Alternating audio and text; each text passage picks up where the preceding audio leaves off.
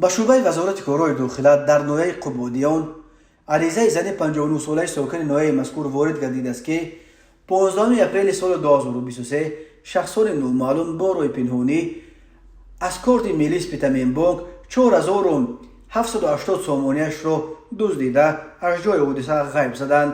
هنگام گذراندن چاره‌بینی‌های اپراتیوی جستجویی از جانب کارمندان میلیسیا معین کرده شد که جنایت مذکور را جوان 22 ساله ساکن امین ناحیه صادر نموده است.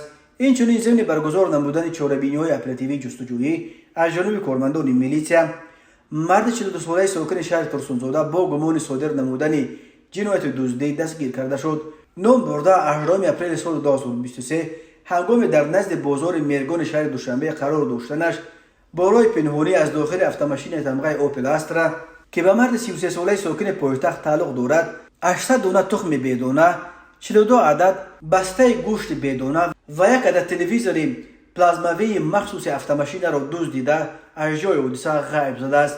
ضرر رسانیده شده 2700 سامانی را تشکیل می‌دهد. از روی این حادثه تفتیشات ادامه دارد.